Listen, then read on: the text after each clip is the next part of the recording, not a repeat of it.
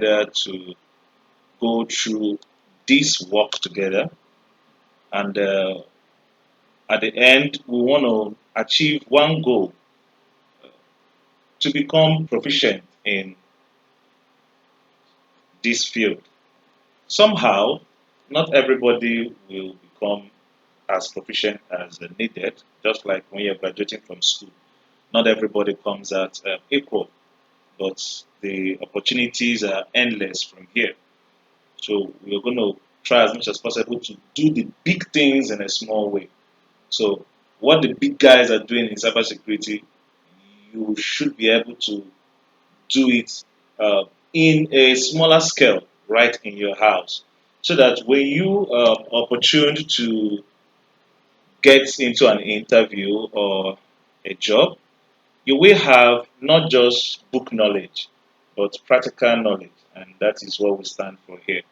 And also doing it pocket friendly way, so that you wouldn't spend much. Yes, there are other programs out there online, some thousands of dollars, some middle range, uh, but the focus for us here is the community, especially underserved communities.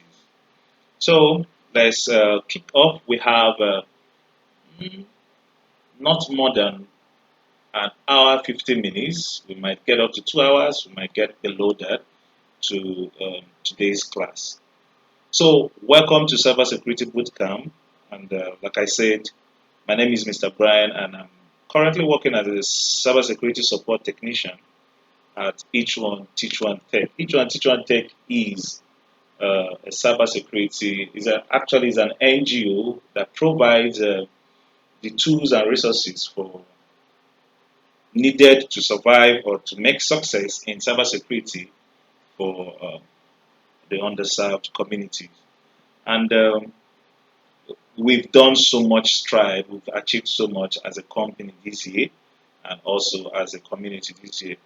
So we've seen so many people come into the program and go out getting jobs, even in USA and the other parts of the world.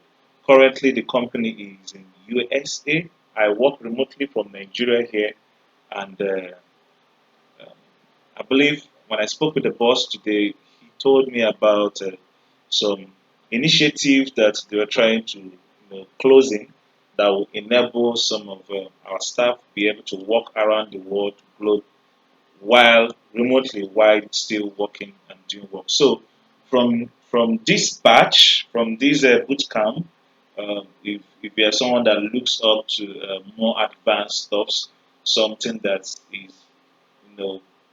job related, uh, specifically in a particular section of cybersecurity.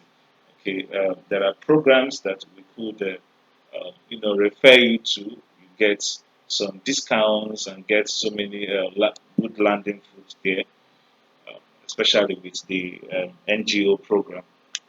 So automatically, they are one of our sponsors. Then we also have the Talent app as one of our sponsors too, and also my own YouTube resources. Admit that, please. Um, Currently, just a minute.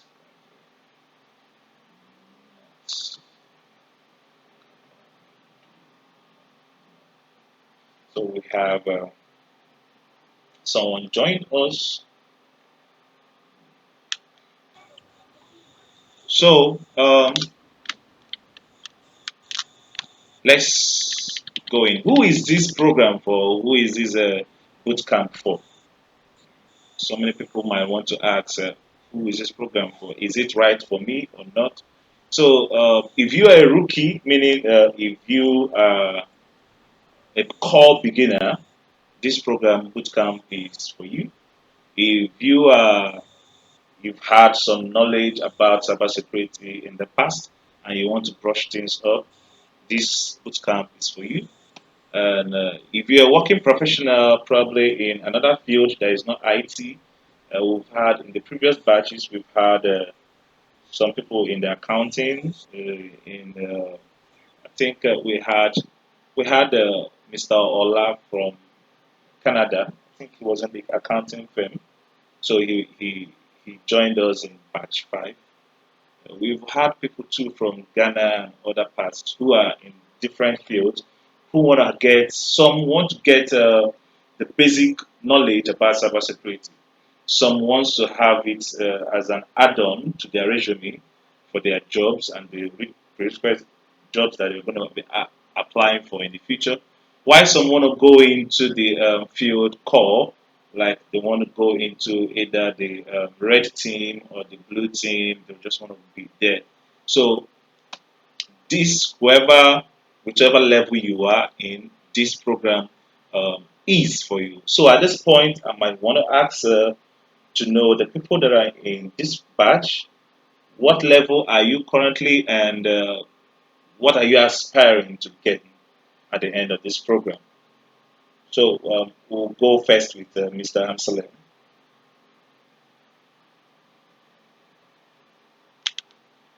Mr. Amsalem, Um, yes. yeah, good evening. Yes, good evening.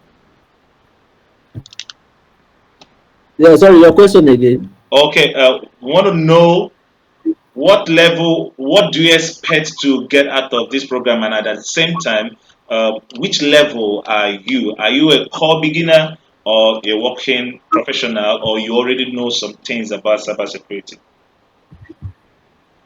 No, I'm actually a core beginner. It's my first time ever. Oh, okay. Oh, okay. Perfect. Good. Good. Yes.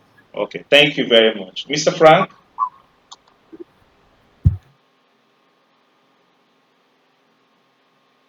Hello, Frank. Okay. While he's reconnecting, Mr. Ola, he's my personal friend. Yeah, so I would say that I'm a core beginner, though I've started my online course, but like I said, Hmm. I got busy, so I would love to say I'm a core beginner. I don't want Okay. to assume. It's all right. It's all right. No problem. Then our visitor for today, what is your name, please? And could you speak? Emma or something? Okay, good evening, everybody. Yeah. Good evening. Welcome. Okay, okay. According to your question, I would say I'm not a core beginner anyway. Okay. I studied computer engineering, but Okay. Good. and I've been working for some years now. Though I've had interest in cyber security for long, I've not had the opportunity to. I mean, I get myself enrolled. Okay. But then anything that has to do with network, I've been Mm-hmm. in charge in Mm-hmm. my office. I've been Good. monitoring our internet system against phishing. That's Um, interesting. so I really want to go deeper into the Yeah, course because yeah, yeah, yeah. yes, I believe I think that- this boot camp is going okay, to be this batch is going to be a very interesting batch. The last batch we had all 9 of them ladies and 2 guys only. So you know where how it feels when there are, let me say, 10 guys in the class and just few ladies. The ladies are normally quiet, meanwhile the guys are the ones talking. So in this batch, that the batch 5, it was majorly ladies and the guys were the one quiet. So I believe this batch is going to be an interesting one. We have an engineer in the house. And okay, thank you very much, ma. Then Dara, Frank, could you speak, please? If you're back online. Good evening, everyone. Yeah, welcome. Yeah, my name is Zera. I'm just a core beginner. This is my first time. Okay, okay. Yeah, So, welcome.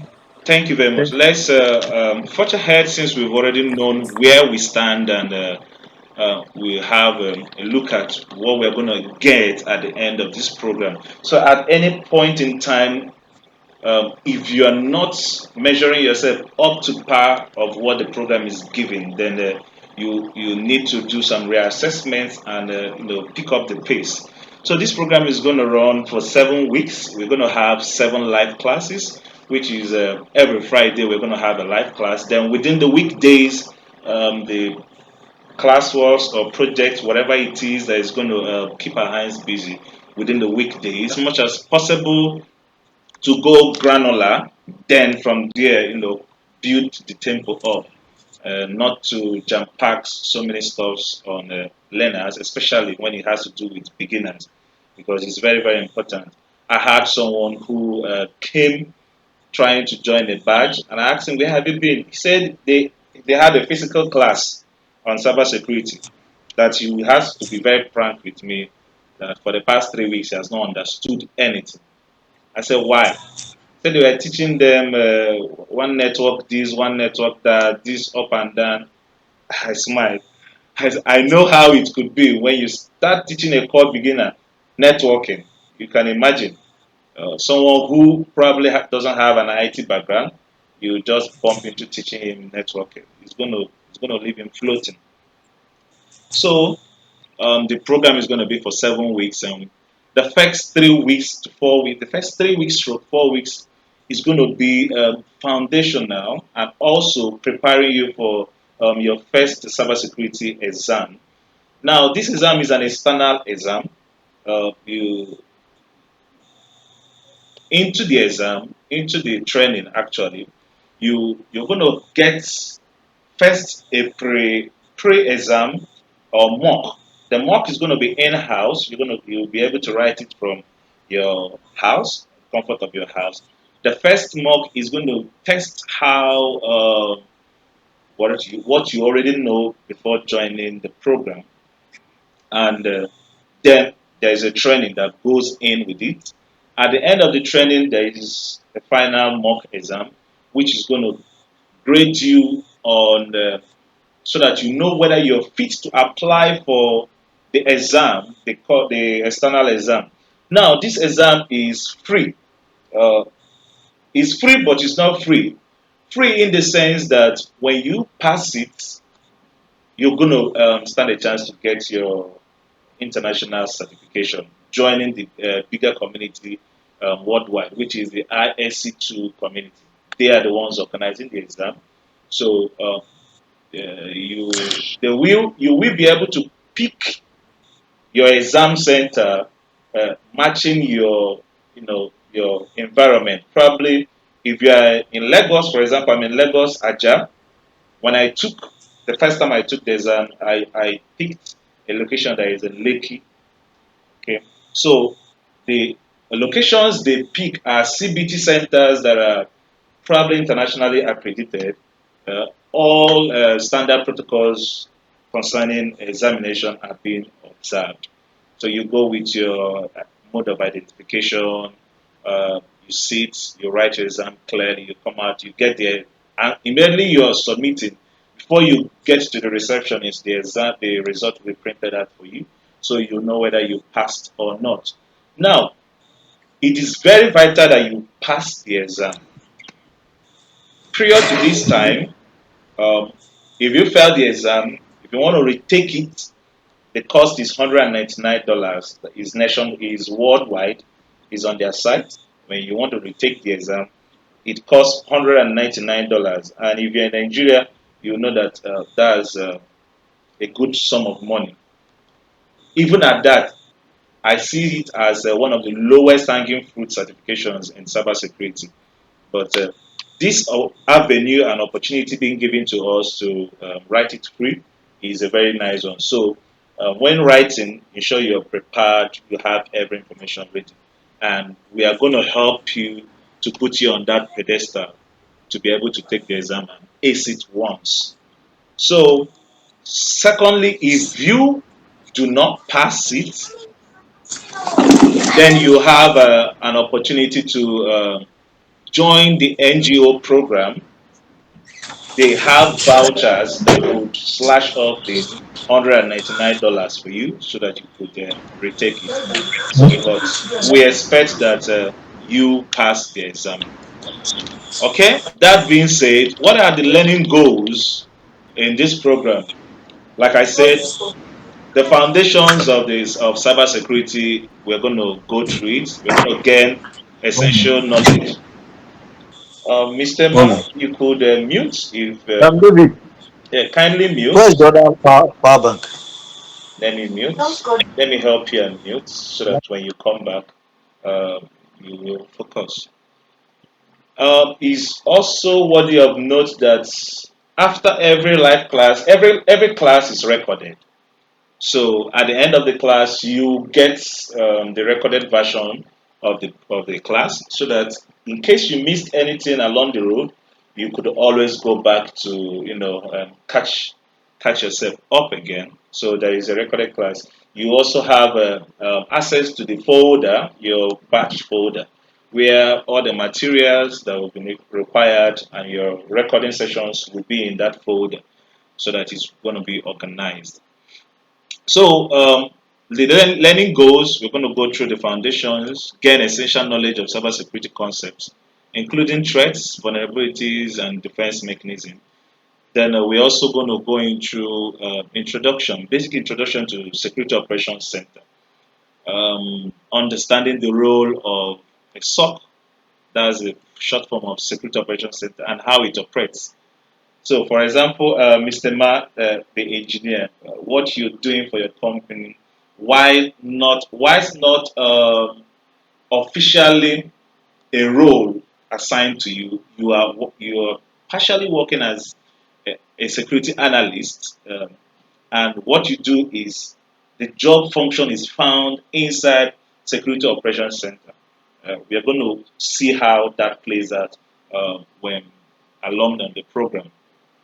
You're also going to get hands-on lab practices. You're going to learn how to set up your home lab, conduct network mapping, also do some port scanning, enumeration, and scanning with tools like you'll be exposed to tools like Nmap, Wireshark, and NetDiscover. So many tools, Metasploit, and for both for vulnerability, for scanning, and also we're going to be doing some practical on penetration testing with Bob Suite. Uh, what we're going to be doing is looking out some vulnerabilities in an application. Now, the application we are going to be using is a potentially vulnerable application, meaning it was built vulnerable.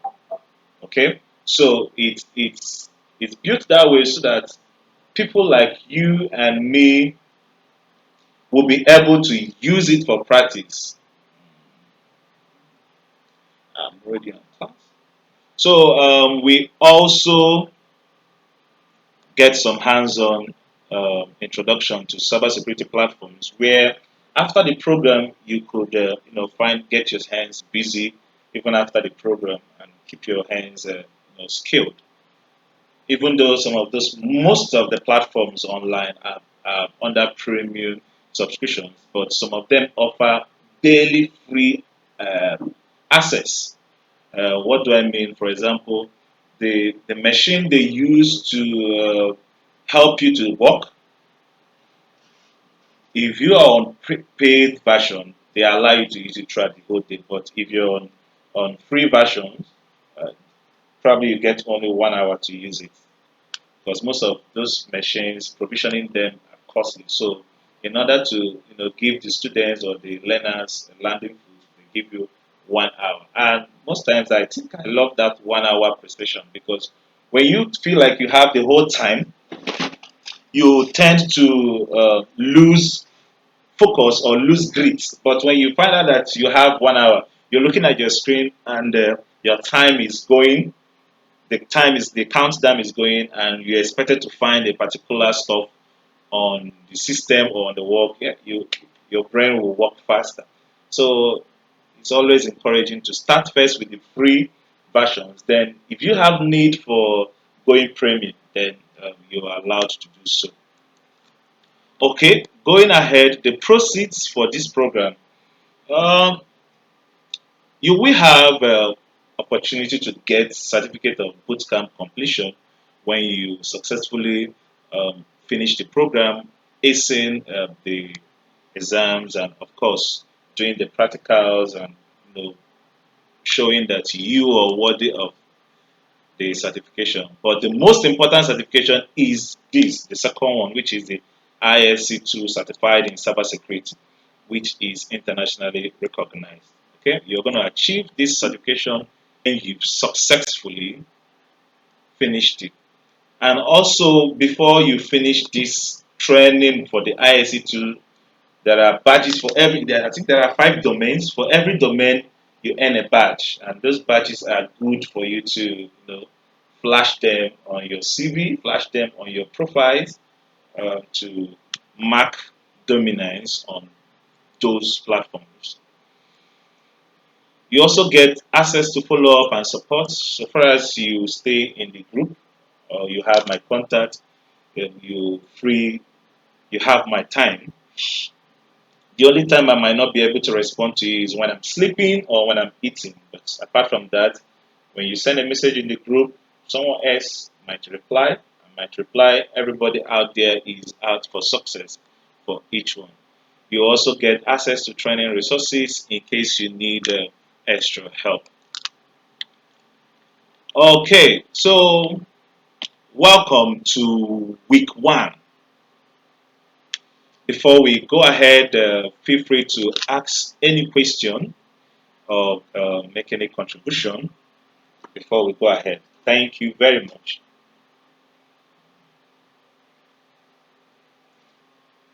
If you have any, then if you don't have, you say you don't have, so we could move ahead. Yeah, thank you, Mr. Barry. Okay, okay. So I just want to ask, maybe in the course of this, maybe you're going to mention. I just want to know the branches of the cybersecurity. Is it part of Yes, the things you're learning in week 1? So yeah, don't jump the gun. yes. Okay. All right. On the branches of cybersecurity, while we are in this program, I told someone earlier that our program offers the best of both worlds. There are majorly 3 branches in cybersecurity, and these 3 core branches, let me say 2 because the third one is a mixture of both, just gray. We have the black and we have the white, then the gray. So in this program, you will touch almost all the essential branches in cybersecurity, which is going to give you an informed decision making on which aspects am I good in naturally, then which aspect should I pursue. Then also, when we are looking at SOC, for example, I like bringing in SOC into the program because SOC on its own has close to 50 or either 50 or 40 something um, job job roles that are very much in high demand in the industry. So, and inside the SOC roles, there are both defending and both offensive and defense, meaning that you could either play in both sides. So, while we go into the program, you're going to see the places where you fit in. And if you have questions from outside the program that is circulates in what we are doing, you could always bring them in. Then we'll look at it as a team and as a batch. I hope that is okay. Yeah, thank you. Okay, thank you.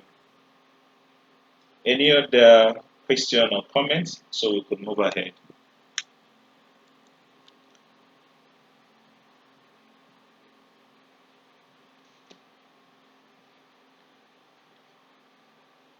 Okay, I'm going to take the silence for no. So let's forge ahead.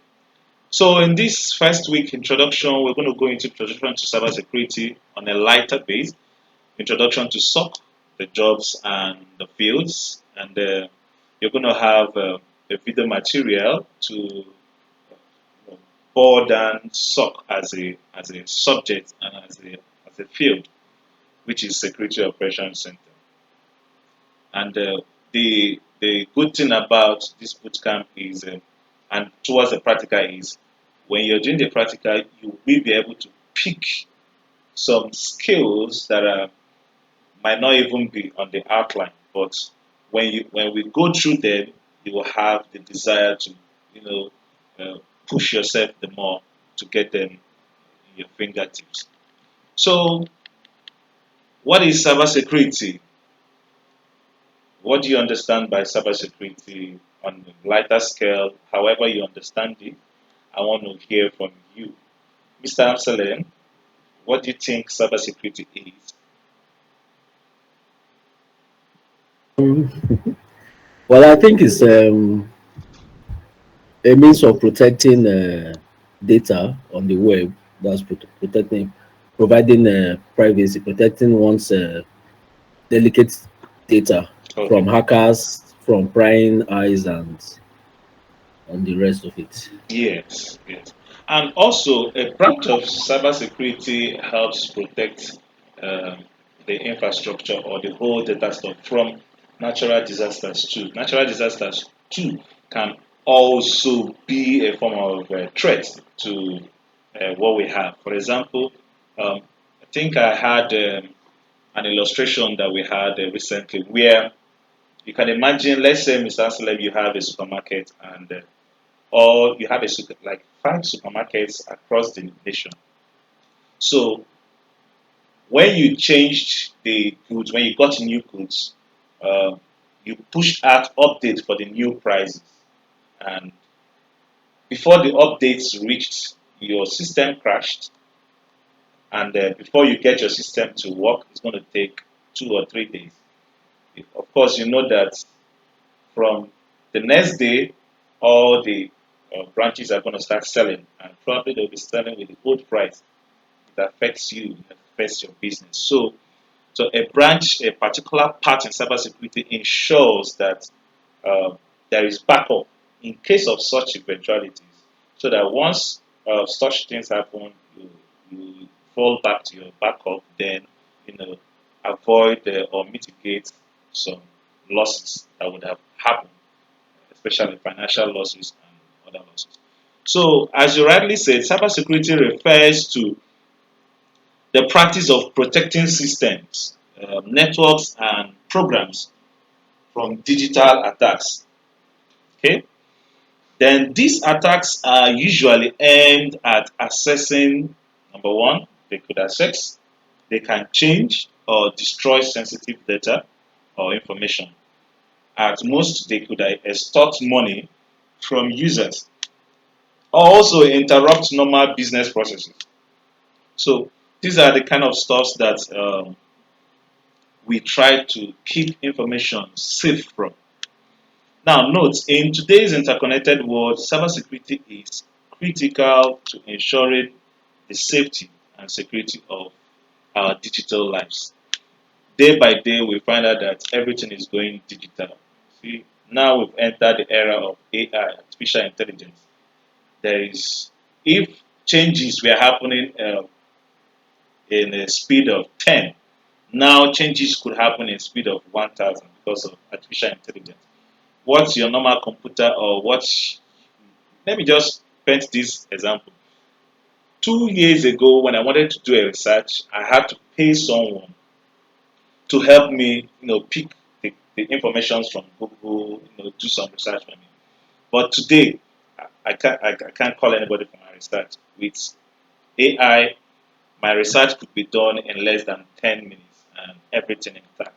So the speed at which technology is being growing and going into the system, there is need to secure both input and output. If you have question along the way, also do well to just signal me so that we will take care of it before moving ahead. So why does cybersecurity matter? Why does it matter in our system? First of all, we say protection of data. Cybersecurity ensures that sensitive information remain confidential and is not accessed by unauthorized authorities or individuals. Business continuity. Companies rely on cybersecurity to keep their operations running smoothly, preventing costly downtimes due to cyber attacks. For example, if MTN gets hacked today, trust me, there are people that their businesses is going to be affected tomorrow. They might not be able to do business tomorrow.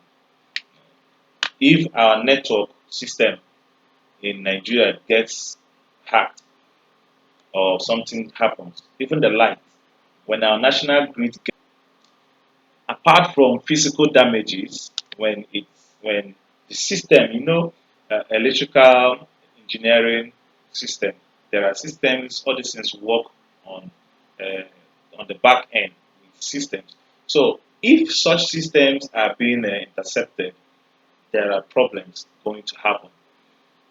I remember a movie that we watched where some in USA where the airlines were hijacked by hackers. So you can imagine what they would do if their demands were not being met. Okay. So also national security. I hope you can still see my screen. Hello? Hello?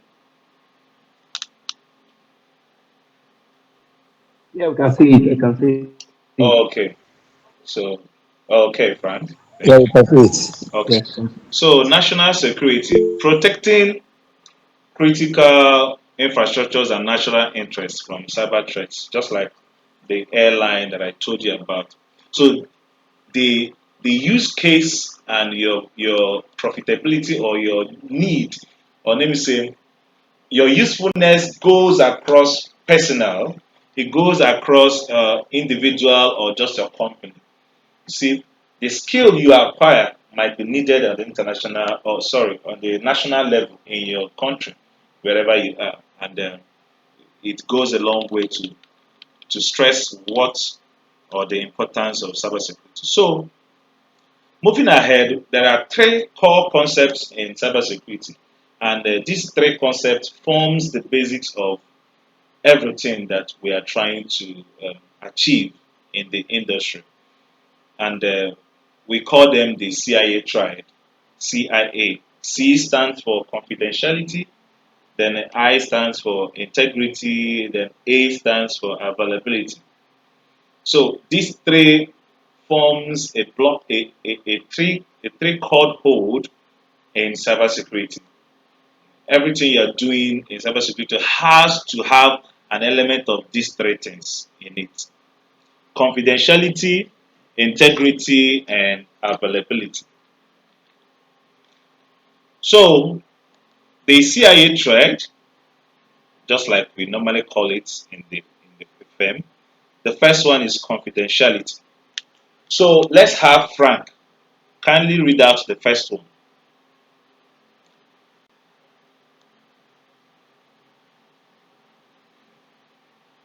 Hello, Frank. Are you sleeping? No, I'm active. Okay. Let's have the first one. Okay, I should read the first one. Yes. Okay.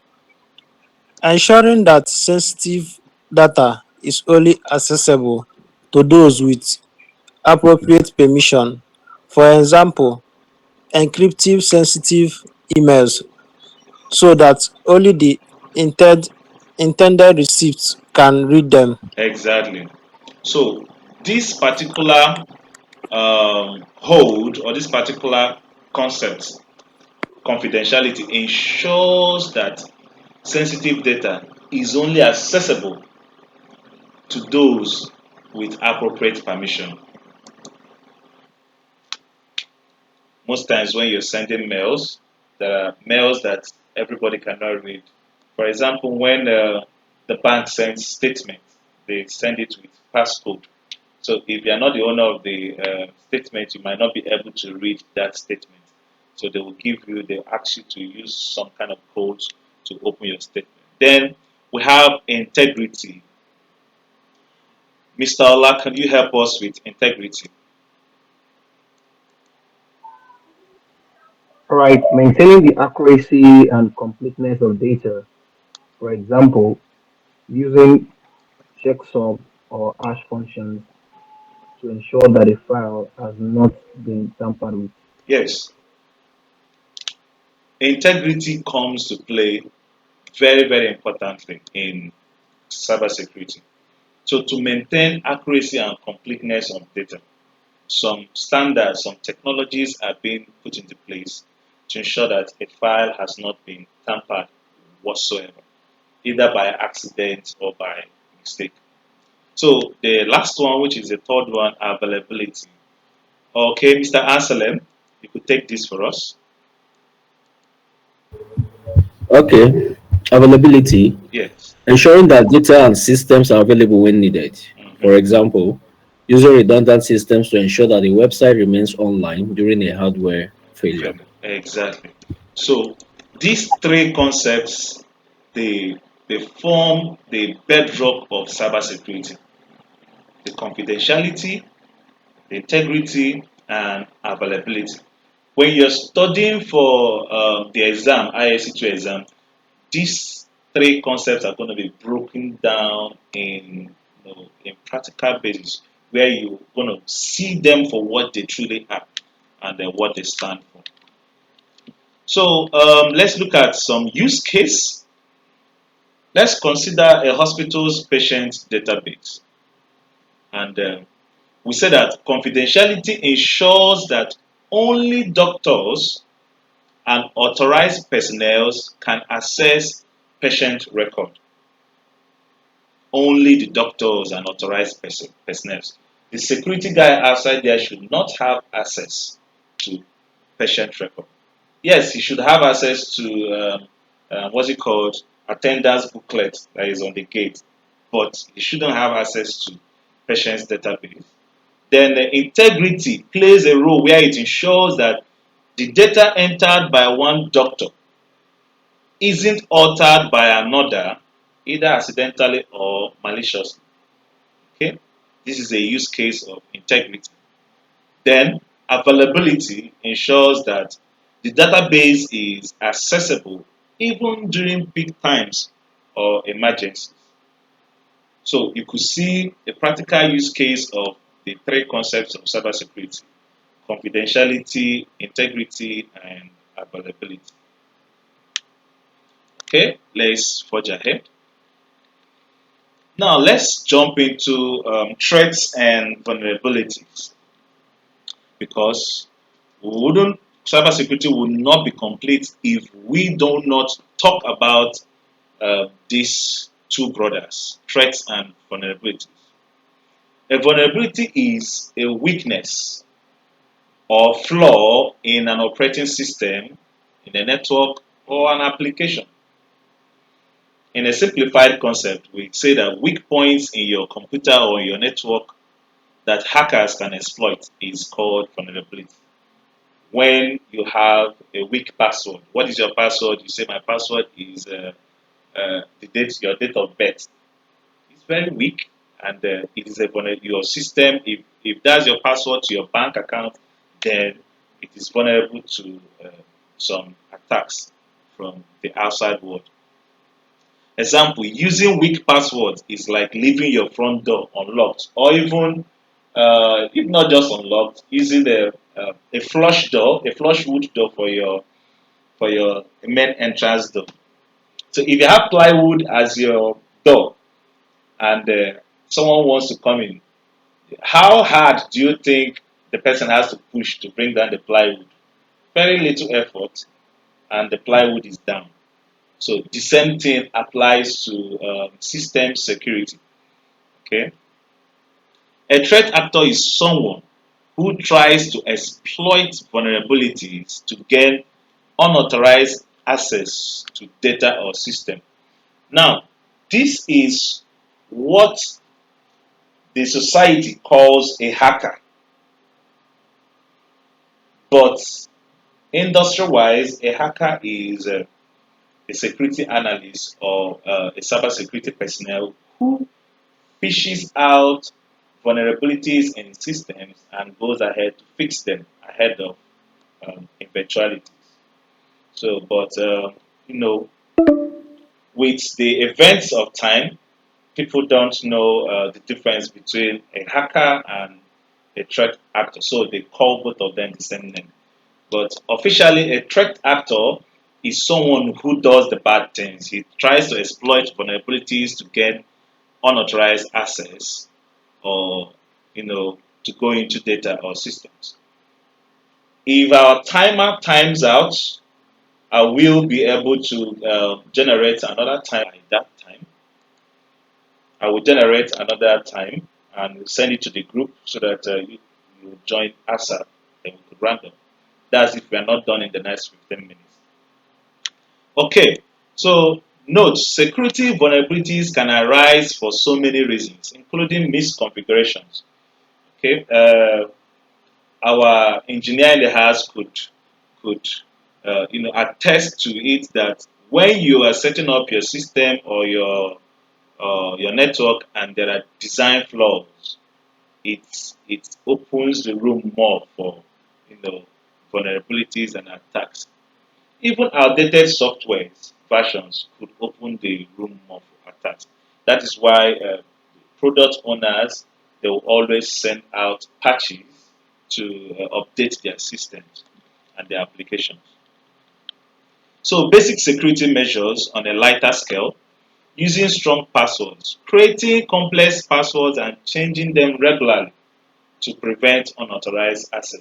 It could be termed as a basic security measure.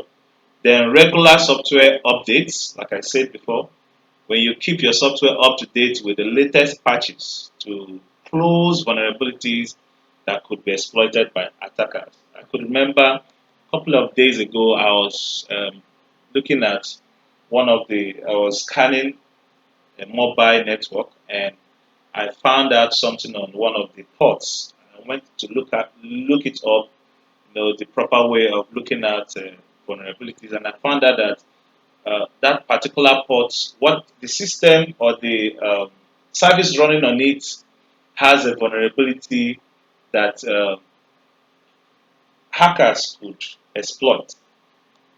Okay, so there are places where, or in the course of this program, you will be able to perform some basic vulnerability assessments, scannings. You scan your home network. You will know the devices that are connected to your network, how to find them, how to, tighten up some, loose ends at least.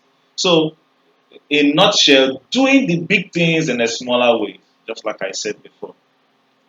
So your first class work will be to list out 10 vulnerabilities and 10 threats in cyber security. Okay, when you go to Google or any of the materials you want to use to get the answers, don't just copy the answers. Do a little read around them. Okay, it is for your build up. So list out 10 vulnerabilities and 10 threats in cybersecurity. You could use Google Documents, Word documents to, pen them down there. Then you could send me the file over on WhatsApp, or I'll give you the link where you could push it to, depending on the one that is easier for you. So that is your first class work for the week. 10 vulnerabilities and 10 threats in cybersecurity. Okay, with that, we jump into operations, security operations, and incident response on a lighter scale. So, what is SOC? Mr. Emmanuel, could you help us take this first part?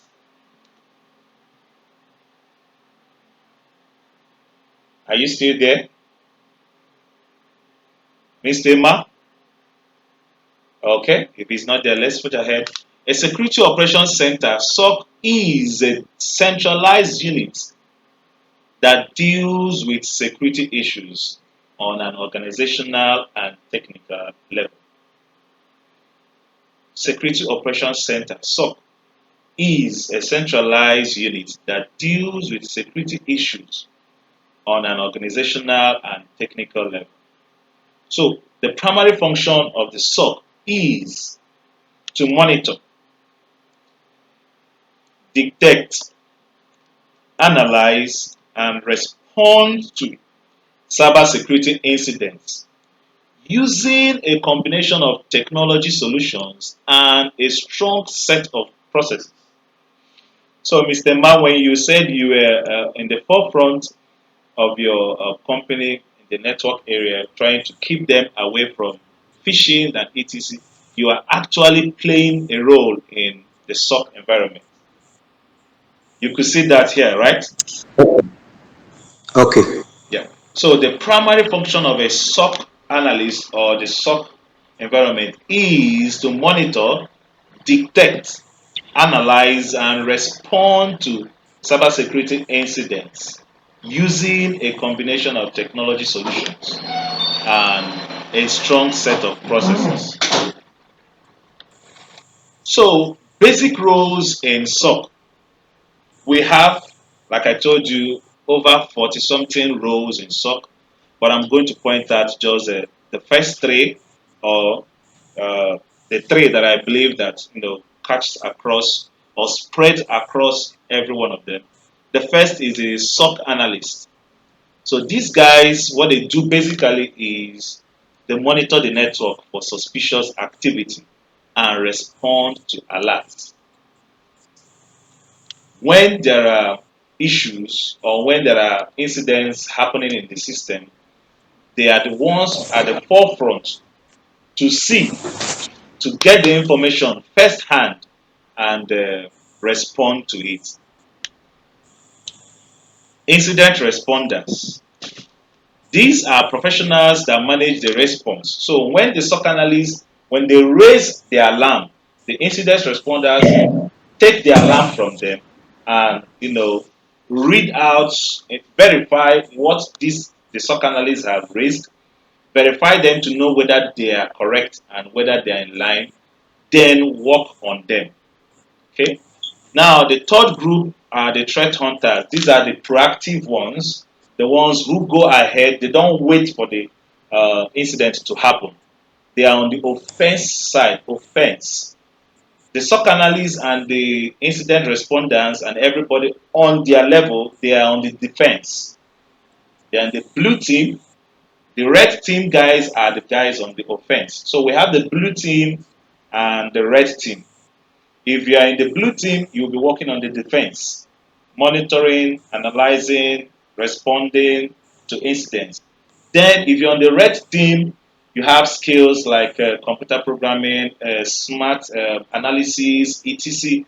Those are the guys that proactively search for vulnerabilities and potential threats that may not have been detected by automated systems.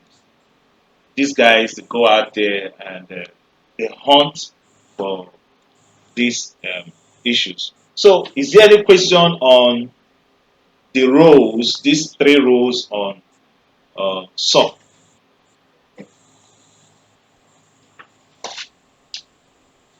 or any contribution, anyhow?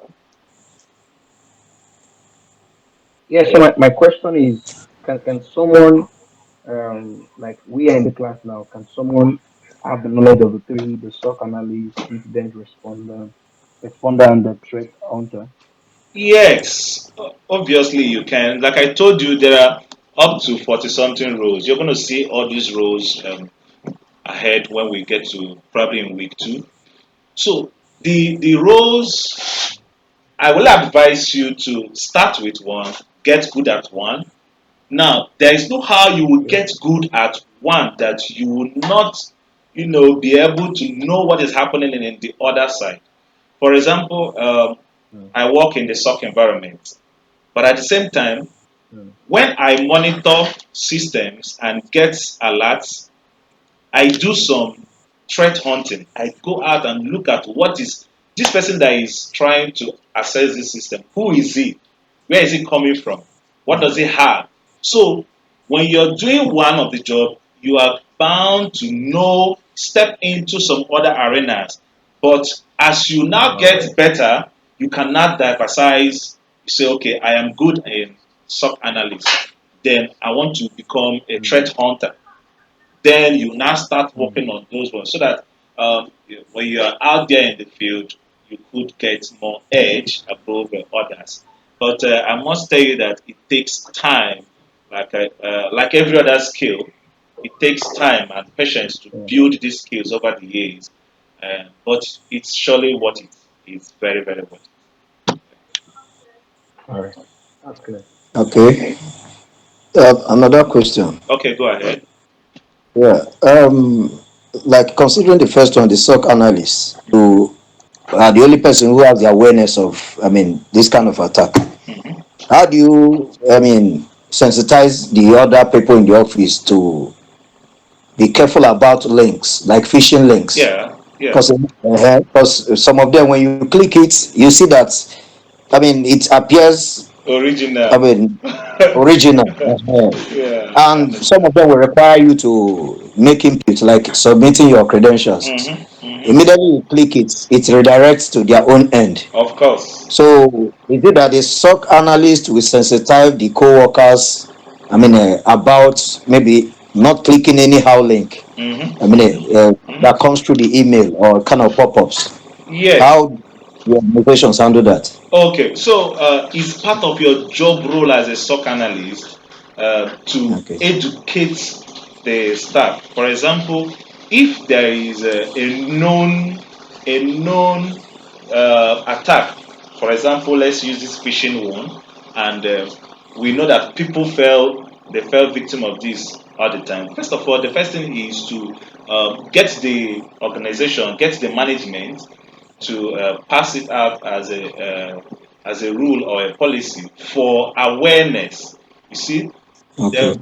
bring out a day, maybe a few hours to sensitize them on the disadvantages of doing or taking the, if you see most times the bank sends message emails to us. I can remember, I think GTB Bank either sent something like that, say please be mindful of so and so, we will not ask you for this that. And also when you do those kind of sensitization, you also test them ahead of time to know their receptiveness to the awareness training.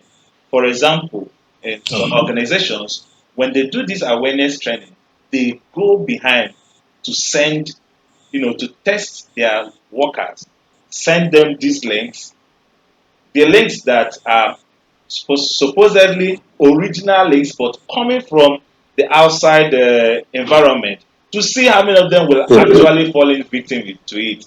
And you see, when you get a higher number of people still falling victim to it, you still have to do a lot of work to sensitize the team. So it is part of the SOC analyst job to do the sensitization for every type of attack, known and unknown. Surprise, the knowledge has come to the security team. Okay. Yeah. So we have 2 minutes to checking out. So let's take a 5 minutes break. Within that 5 minutes break, I'm going to share the next link so that we will use it and wrap up on the group. If that's okay with you All guys. right. Thank you. Maybe when you come, you tell us about entry level internship. Oh, okay. Okay. No problem. It's all right. All right. So kindly confirm you could still hear my voice. Yes, I can hear. Okay. So, Mr. Frank, you were saying something. You said I should talk about uh, entry job. Kindly come again.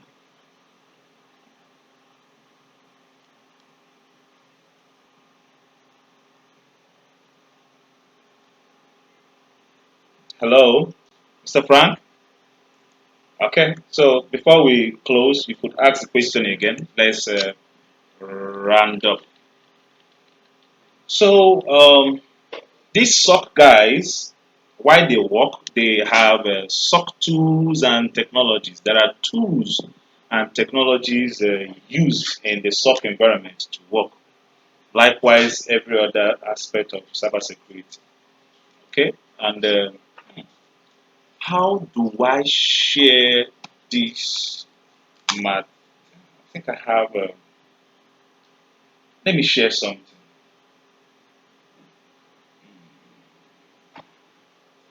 Let me share something. Just a minute. Talking about tools and technology. Okay.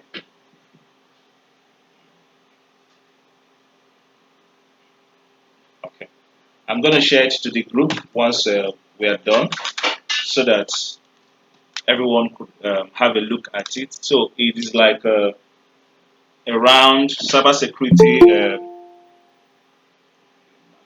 at the minute. So it's like a cybersecurity uh, chain of skills and tools that are being used in each particular skill. So just like we have the SOC, the Security Operations Center, we have SIM. Ola, could you help us read out this part? This is pronounced as SIM. Okay, same. Yeah. Security information and event management, Go ahead. technology that provides real-time analysis of security alerts generated by network hardware and applications.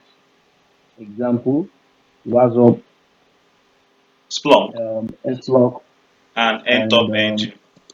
NTOP engine. Okay. So the SIM, which is generally security information and event management, is a technology that provides real-time analysis of alerts when they come. For example, let's say Mr. Asalem has that is a supermarket, and we are the security team. We are working in the security operations center, and we are managing his what's it called? His systems, entire systems. When there is an attack, or when there is an intrusion, or when there is an alert of any incident, we get it first. How do we get it first? Because we will plant a manager, a remote manager, or an agent inside his systems that would be extracting logs from whatever is happening in his network. So, computers talk to themselves with logs. If anything is happening to your network or your system, it keeps logs, it keeps archives. Even your phone keeps logs of whatever is happening. That is why, if the forces or the what do they call them? If the government forces are after you or after a particular set of people, all they need to do is just get a hold of your device, probably your phone or your laptop. They could trace everything that is happening because all these devices keep logs. They keep logs of whatever is happening. So we install or we plant an agent into your system that gives us, it brings us the real-time analysis of security alerts generated by either your network hardware or your application, etc. And one of those, or few of those technologies, one of them is called Wazuh. The other one is called Splunk, and we have NTOP NG.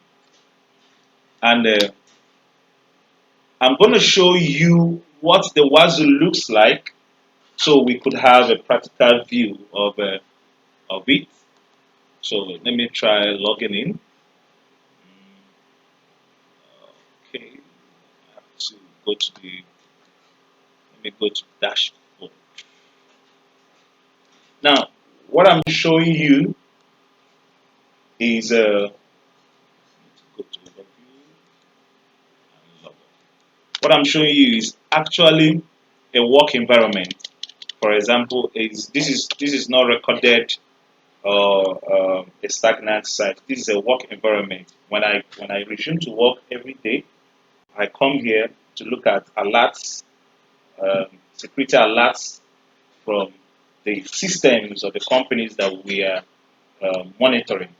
So I see the alerts, I pick up the ones that need to be responded to, and I raise tickets. I raise an alarm to um, the incident responders who they are going to. Their work is to take the alerts that I've raised, verify whether it is in order, then before actions are being taken on it. Let me get to the home screen. So in the course of our training, we will be diving into such exposition classes to recorded classes. When doing a recorded, when you're watching recorded videos, probably in Udemy or Coursera, anything recorded has been recorded. But in this place, in our program, you get opportunity to do some, drifting out to some practical stuffs and asking questions that are not there before, then getting, we all benefit from, the whole stuff. So this is a Wazuh, like this is Wazuh platform, and what it does from the definition we have here, he said it is a technology that provides real-time analysis. So that platform, the Wazuh, is giving real-time analysis. Whatever is happening to the systems that we are monitoring, is recording it down here. If there is an attack, we're going to get it. I'm going to get it here and start treating it. So in this platform, you could see here there are 9 active systems or like let's say machines or companies that we are actually looking at. One is disconnected. Now, over the past 24 hours, we've not had any severe incident. Okay, but we've had several medium level incidents. We have over 19,725 incidents that's been recorded over the past 24 hours. Then lower incidents that are up to 70,000 plus. Okay, this Wazuh platform has what's it called interfaces for both configuration assessment, malware detection, threat hunting, vulnerability detection, Virustotal. Also, we're going to be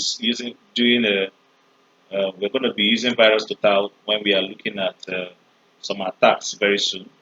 MITRE attack, file file monitoring, etc. Down we have a cloud security section. Then we have the security operations. So this we're going to be looking. Let me take us inside a bit so that we see what an alert or a security incident looks like from the back end. For example, when I come in here and I want to look at the incidents that have happening, the ones I'm going to raise up, the Wazuh also, these same tools, like we said, the same is a technology that helps the security operation workers or the security analysts to have a visualized and more organized format of what is happening from the back end.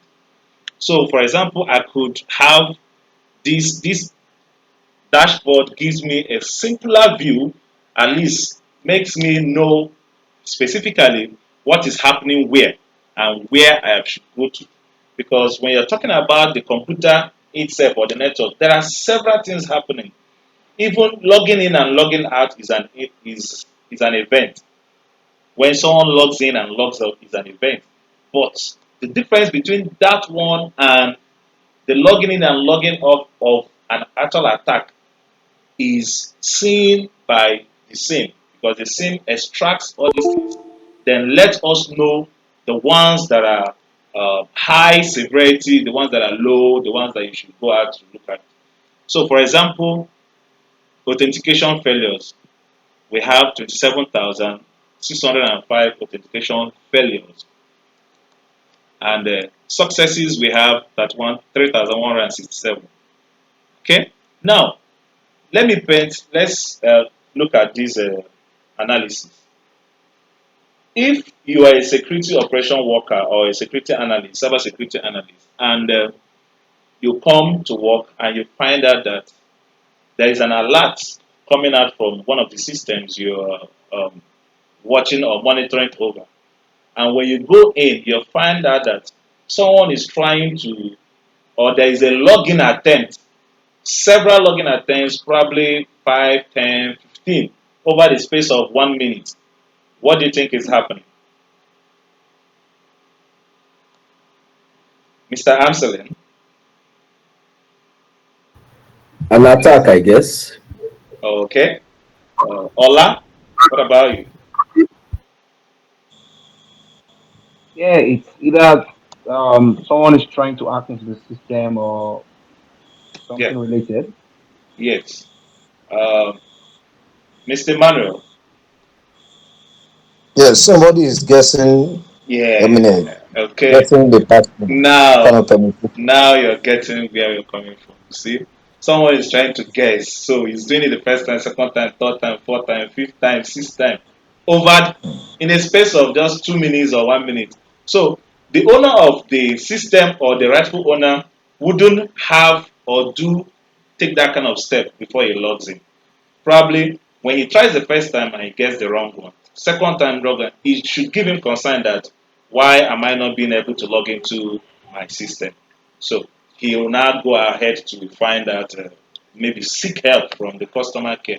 But the bad person will try to guess the passwords over and over again. Okay, and so let me go down a bit and open up. Okay, this is a lower case. Let me go back and let me look at the one that has version or level 5 so that we'll open it up and dive around it.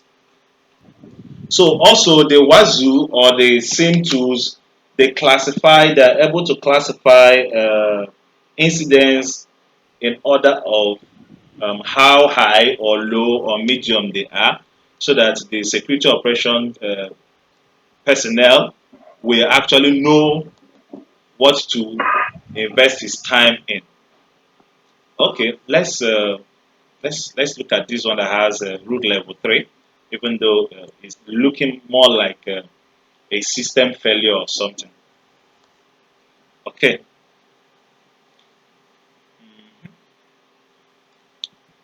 I had wanted something that is high. Maybe when we are going into SOC proper, when we revisit here, we'll get something that is high so that we could have more access to it. Because I wanted us to dive in, do some little stuffs around it here practically so that we see. But this is mainly system errors. System errors are not beyond level 3, 1, 2, 3, 4. But from 5, 6, 7, 8, then you now know that something heavy is going to turn into red. You know that something heavy is happening over there. Okay, before we go out from here, let me see if I could find anything of level 5.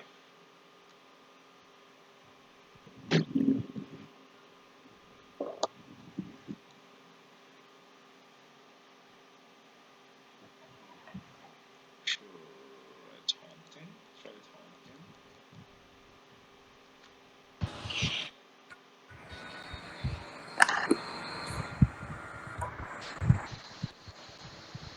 So while we are at this, if you okay, now I've seen level 7. This is interesting. This is very interesting. Okay, I think we might have fun here. So now, mhm, let me see. False. What is happening? Listing, ports, status, chain, view, Wazuh alerts, so Edge 16, agent IP, source IP. Okay, don't mind me. Basically, I'm trying to see that it's not something that is very important. If it is very important, I will uh, obtain permission from you guys and treat it because, like I told you people, this is a live server that I'm watching over. So, but this just have to tell you what the same tool is in respect to what we are the definition. We say that Ola, could you mute please so that it wouldn't affect our recording. The same tool is an an acronym for SIM Information and Event Management. So it is a technology tool that provides real-time analysis. The next live class, which is going to be next week Friday, you're going to have a SOC week. You're going to go through the a video material training on SOC. It's going to be full in-depth material that will take you from where stock started from. Why did stock start from? Why did we bring in stock into the security environment? How it relates with other um, businesses and other stuffs, other sources of market. So it's going to be a full week. The video, the video is not much if you are very serious, maybe if you commit 1 hour a week or 30 minutes a week, you might be able to finish it up before the week runs out. So you'll get it on when we come next week. We'll do a review of it and we'll dive into uh, more stuffs like the SOC proper. We'll look into more the Wazuh more. Look at some testings, look at some IP addressing of malicious people, how to basically look at them and find out if this person is malicious or not. This address, whether it is bad or not. We're going to be looking at some of those things next week, and that will be all for today's class. So, welcome to week two. We're going to take a few questions or what's it called? Contributions, and we'll call it a night. Had a good night. So, for some of us who have not yet registered, who were allowed to join week one, you have the leverage or privilege to ensure that you close up your registration details so that you get into the group along with your badge and get things sorted out and working. It's going to be fun. Like I told you for the remaining 6 weeks is going to be great. You will find out yourself. So, any contributions or any questions? Mr. Frank, you wanted to ask a question on entry job something before we have the second link. Can you remember? Internship. Okay, so kindly recap that question again.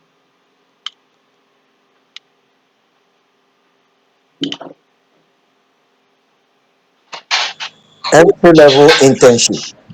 Okay, okay. So most people have been asking us for if we do internship for cybersecurity. Currently, we don't, but like I said, the company I work for, we are trying to. The boss told me recently that they are trying to forge more synergies with some government bodies, both in USA and other countries like Ghana, so that learners and people in the community could be able to, do some jobs remotely for the company while being on the program. Okay, so for those that would want to be in the SOC, okay, I will give them a push up into the program because I think Africans have a subsidized rate compared to those in USA, etc. Because those guys, most times the government too also subsidize their training for them. So Africans too, we get our own subsidy for the program. Then even at that, at this early stage, there are so many things that have been obtainable and that could be good for. Then on LinkedIn, I think I was looking around LinkedIn. I saw so many internship programs for cybersecurity. So by the time you're done with this program, you are even ready for internship. You could go for internship. So you are cybersecurity ready. You are not just a stark beginner who knows nothing. Because the companies that are looking for that are opening their hands for internship, they expect you to at least have the basic cybersecurity knowledge and know-how, at least the skills around, which is what we're going to be doing in this bootcamp. I hope that will. Oh, All right. Thank you, sir. You're welcome. So, any other question before we wrap up? I'm getting hungry. If there are no other questions, thank you very much, gentlemen. And we're going to be seeing in the group. Like I said, once you're in the group, you are open to access help from every other person there. My DM is always open for questions. If you have people you want to bring into the program, feel free to bring them in. I think there is uh, either a voucher or something for people that are in the program that are bringing other people. But we'll discuss that over in the group if you have such. And to remain motivated and stay strong. Thank you very much, guys, and have a good night. See you on Friday Thank or you. within the week.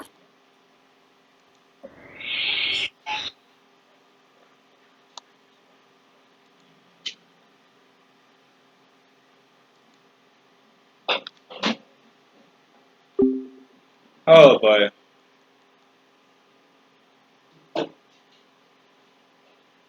Mhm. Generated by network hardware and applications. So we have the Splunk, we have the Wazuh, we have the Ntop NG. These tools they keep instantaneous records of what is happening in the system. So most of us must have come in contact with IDS and IPS intrusion detection systems and prevention systems. What's it called? Antiviruses fall in places here, fall into these places. So we say that these systems monitor network traffic or malicious activities and take actions to prevent them. How many of us have had an experience with an expired antivirus? You installed an antivirus in your system and it started misbehaving. Instead of doing the work of an antivirus, it started doing something that looks like a virus. How many of us have had that experience before? Has anyone? Oh, okay. Mr. Manuel said he hasn't. Good. So, when I think a few years ago, maybe 6 up to 10 years ago, when you could go online and download what's the name of this Avast Avast, or even if you have if you've used the McAfee that is expired, because those softwares are not being updated real time and patched, they tend to harbor or their softwares, the applications, they tend to go into safe mode. Most times you see that they will start encrypting your files, doing stuff not necessary. One of the guys in batch, I don't know, probably one of the few batches around. Last week, complained he was trying to install a program, and unluckily for him, he updated his one of the antivirus he downloaded online, and immediately he updated it and restarted his system. His keyboard stopped working. So his keyboard and his mouse they were not working. So he ons the system, switched the system on, the keyboard and the mouse stopped working. And I told him, okay, do you try to go into the repair mode, the repair Windows repair mode. When he gets to the repair mode, the keyboard and this and the mouse they will be working. But on the normal mode, they don't work. Even when he said he even removed it and put it back off the system. So these are kind of the things that you could experience when you use outdated antivirus or install stuffs that are not installed or that are not permitted or good for you online. So let's move down the lane and try to wrap up quick. We have a few slides to go. Now, the incident response team, we've seen the SOC guys. What they do is they monitor. Let's look at it again. The major work of the SOC guys. They monitor the network for suspicious activity and respond to alerts. So now the incident responder. Incident response on its own is an organized strategic approach to detecting and managing cyber attacks. in a ways that minimize damage, recover time, and total cost. So when there is an attack, there are detailed ways to or strategic ways to go about them. First of all, you look at where it's coming from. Um, you have to disable the system, the affected system. Also, you have to inform the organization or your head of so and so thing that's happening. So there are detailed steps on how to do it. So I think I outlined a few of them here. First, the detection. You identify the presence of the security incident, then you contain it, meaning you isolate the affected systems to prevent further damage. Then next, you eradicate it, probably by simple steps, removing the cause of the incident, such as deleting the malware. Then you recover if there are things that has been destroyed. You restore and validate system functionality. Then lesson learned. So, Mr. Manuel, this lesson learned is where you prevent future responses or future attacks. Thereby, you do a learning section for the team or for the organization so that they will be aware of such things and not fall into it again. So now you see that it's that part is also Okay. embedded into the both the incident response and the SOC program as well. So another wonderful part of cybersecurity is the GRC, majorly the legal part. So these are the parts where, for example, the guy that I told you that joined us doing that is a professional in what's it called accounting. So he wanted to do GRC. GRC means governance, risk, and compliance. So these guys, what they do is they are responsible for the policies, the guidelines, the standards used in an organization. So, Mr. Emmanuel, have you come across any policy or any guideline or standards used probably in your people's organization before? No, no, we've never had that.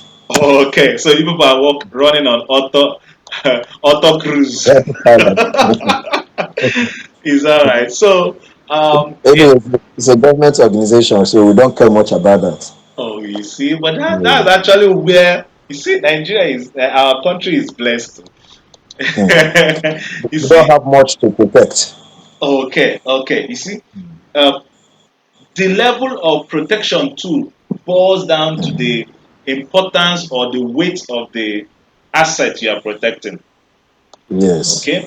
Then also there are risks that are acceptable. You could it's very minute, so there's no need. If anything happens, we'll get another one. That kind of thing. So there are when the in the subject of risk, there are risks that are acceptable. There are risks that are when you get an insurance to cover that risk. How do they outsourced? There are risks that are outsourced.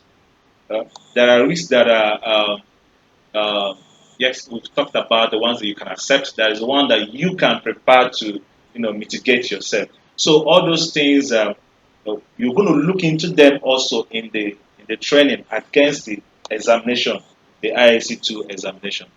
So in simplified concept, rules that govern how data should be protected. This particular session, that's what they cater about. Example, the GDPR in Europe sets standards for how companies handle personal data.